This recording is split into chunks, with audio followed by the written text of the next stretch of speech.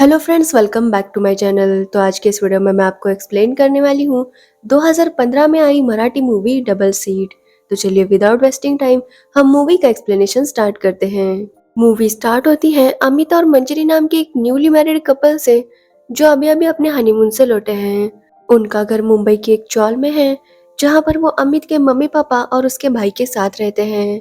घर में सिर्फ 2 ही रूम्स हैं, जिसकी वजह से अमित और मंजरी को कोई भी पर्सनल स्पेस नहीं मिल रहा था। अमित एक कंपनी में जॉब करता है और उसकी सैलरी 25,000 रुपीज है।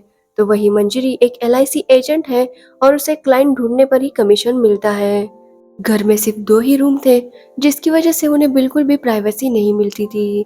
अगर वो दोनों एक दूसरे से कुछ बात भी करें तो भी दूसरों को सुनाई देता था, इसलिए वो हमेशा चैटिंग पर ही बातें किया करते थे। वो दोनों हॉल में सोया करते हैं और हॉल के बाहर ही जो पैसेज था, वहीं पर चौल के लड़के बैठा करते थे।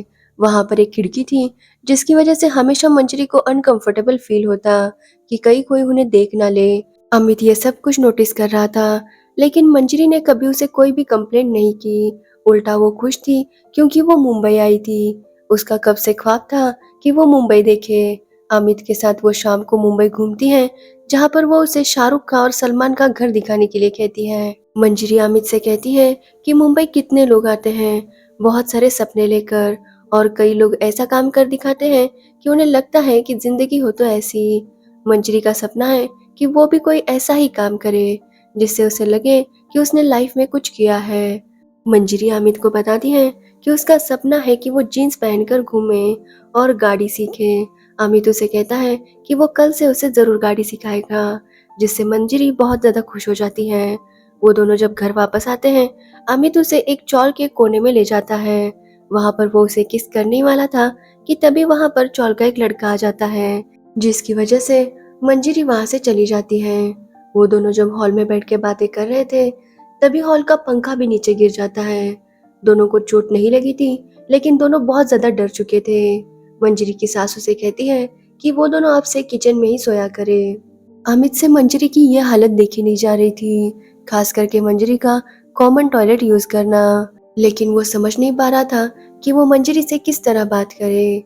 एक दिन उसके घर पर बहुत ज्यादा मेहमान आ जाते हैं, इसलिए वो और मंजरी होटल में एक रूम बुक कर लेते हैं। उन्होंने घर में झूठ बोला था कि वो कहीं बाहर जा रहे हैं, लेकिन अमित इस सब से तंग आ गया था।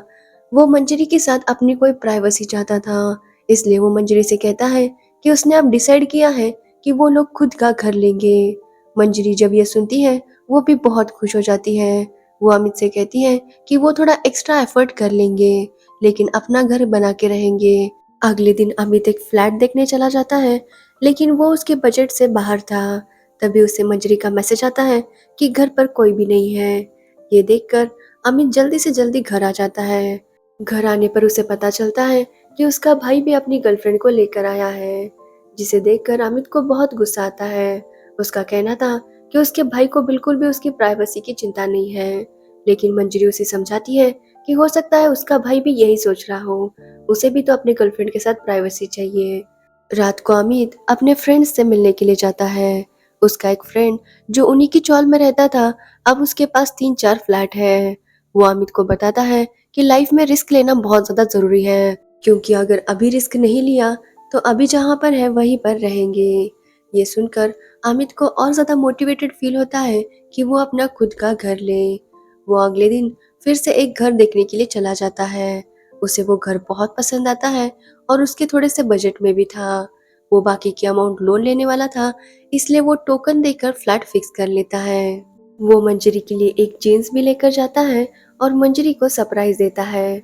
मंजरी जीन्स पहनकर बहुत ज्यादा खुश थी, जिसके बाद अमित उसे फ्लैट दिखाने के लिए ले जाता है।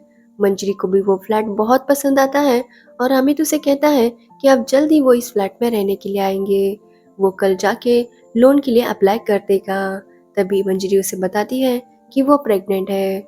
उसे लगा था अमित ये सुनकर काफी ज्यादा खुश होगा, लेकिन अमित को ये सुनकर टेंशन आ गया था, क्योंकि उसे लग रहा था कि वो दो दो चीजें एक साथ नहीं कर सकता। या तो वो घर का EMI पे कर सकता है या बच्चे के खर्चे उठा सकता है, इसलिए वो दोनों में से एक ही चूज करेगा।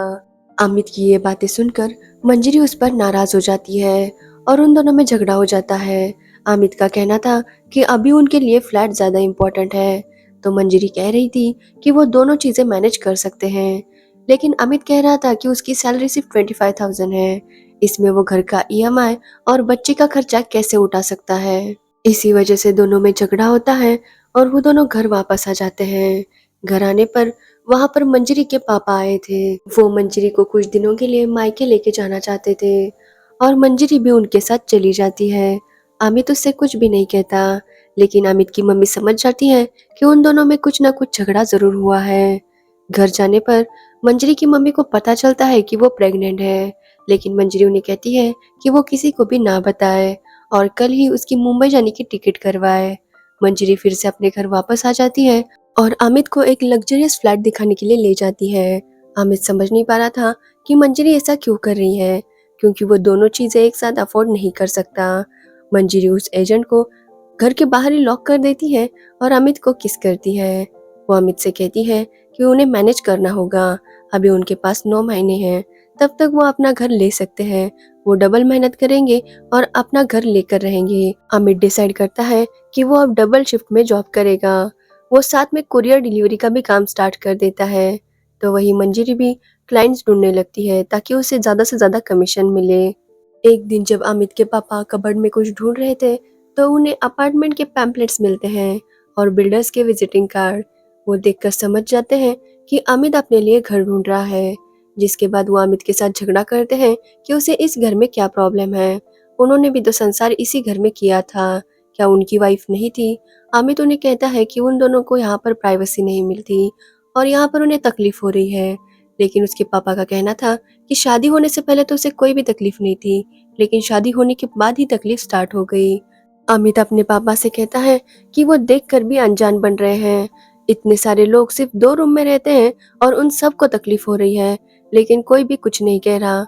उन्होंने ये घर 30,000 रुपए में खरीदा था और वो 30,000 कैसे इकट्ठा किए थे वो खुद ही जानते हैं। और अब अमित 30-35 लाख का घर कैसे खरीदेगा, ये उसके बस की बात ही नहीं है। अमित उन्हें चैलेंज करता है कि वो नया घर लेकर रहेगा और उसके पापा कहते हैं कि वो जब मुंह पे गिरेगा तो उन्हीं के पास ही आएगा। ये कहकर वो वहां से चले जाते हैं। लेकिन अमित की माँ मंजरी को सपोर्ट करती है।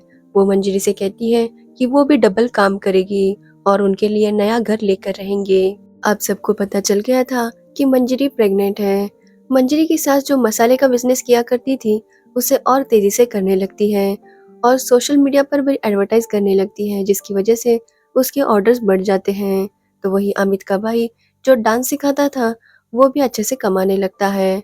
वो सब लोग बहुत मेहनत करके 11 लाख रुपए जमा करते हैं। अमित और मंजरी एक फ्लैट देखते हैं और उन दोनों को ये फ्लैट पसंद भी आता है। अमित डिसाइड करता है अगले दिन वो बैंक जाएगा और सारे पैसे निकाल लेगा और अपार्टमेंट का टोकन भी दे देगा। मंजरी उसे कहती है कि कल उसका डोहाड़े जीवन है, लेकिन फिर भी वो अमित से कहती है कि वो अपना काम ही पूरा करे। अमित जब बैंक जाता है तब उसे पता चलता है कि वो बैंक तो डूब गई और पैसे उसे नहीं मिलने वाले। अमित घर आता है और बहुत रोने लगता है। मंजरी अमित से कहती है कि उन्होंने तो अपना बेस्ट ट्राई दिया था, फिर भी अगर कुछ चीजें अपनी मर्जी से नहीं हो रही है तो उन्हें भूल जाना ही बेहतर है। इसलिए वो कहती है कि घर में अब कोई भी नए घर के बारे में बात नहीं करेगा और इस टॉपिक को यहीं पर क्लोज करेंगे और कल से हम अपनी नॉर्मल लाइफ शुरू करेंगे। किसी को डबल मेहनत करने की जरूरत भी नहीं है। मंजरी जब एक क्लाइंट से मिलने जाती है तब उसे पता चलता है कि मुंबई के आउटसाइड एरिया में अपार्टमेंट्स बन रहे हैं। वो क्लाइंट उसे कहती है कि पता नहीं यहाँ पर कौन इन्वेस्ट करेगा, लेकिन मंजरी को वो फ्लैट्स अच्छे लगते हैं। तो वही अमित के पापा अपनी सारी सेविंग्स निकाल कर लाते हैं और अमित को दे देते हैं। वो अमित से कहते हैं कि उसने पूरी मेहनत की थी और उसकी मेहनत जाया नहीं जानी चाहिए, इसलिए वो अपने पैसे देते हैं और अमित को अपना घर बुक करने के लिए कहते हैं। उसके पापा उनसे माफी मांगते हैं कि उन्होंने वक्त के साथ बदलना नहीं सीखा। वो कहते हैं कि जब चौलमे के लोग आउटसाइड एरियाज में फ्लैट ले रहे थे तो वो सब मिलकर उनका मजाक उड़ाया करते थे कि क्या जरूरत है, क्यों पैसे इन्वेस्ट कर रहा है, वहां पर कोई भी भाव नहीं आएगा। लेकिन अब उन्हें समझ आ रहा है कि वो कितना ज्यादा इम्पोर्टेंट था। अगर उन्होंने थोड़ी सी और मेहनत की होती और थोड़ी सी रिस्क ली होती तो वो भी ऐसा ही कुछ इन्वेस्ट करते और आज जो तकलीफ हो रही है वो नहीं होती। सारे घर वाले ये बातें सुनकर इमोशनल हो जाते हैं। अमित और मंजरी डिसाइड करते हैं जो नया प्रोजेक्ट शुरू होने वाला है वहीं पर वो अपना घर लेंगे।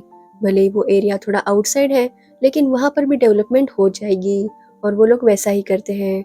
वहाँ जाकर वो अपना फ्लैट बुक कर लेते हैं। 1 साल बाद उन्हें अपना घर मिलने वाला था। अमित और मंजरी के लिए सब लोग बहुत खुश थे। फिर हम देखते हैं 1 साल बाद अमित और मंजरी वहाँ पर अपने बच्चे के साथ रह रहे हैं। मंजरी अमित से कहती है कि आखिरकार उन्होंने अपनी उड़ान भर ही ली। अब उन्हें अपने बाकी के सपने पूरे करने हैं। मंजरी उसे बताने लगती है कि उसे प्लेन में बैठना है और कार सीखनी है और यहीं पर ये मूवी एंड हो जाती है। तो ये थी डबल सीट मूवी की स्टोरी। अगर आपको इस मूवी की स्टोरी और एक्सप्लेनेशन अच्छा लगा हो तो वीडियो को लाइक कमेंट शेयर जरूर करना और मेरे चैनल को सब्सक्राइब करना बिल्कुल मत भूलना। Thanks for watching the video.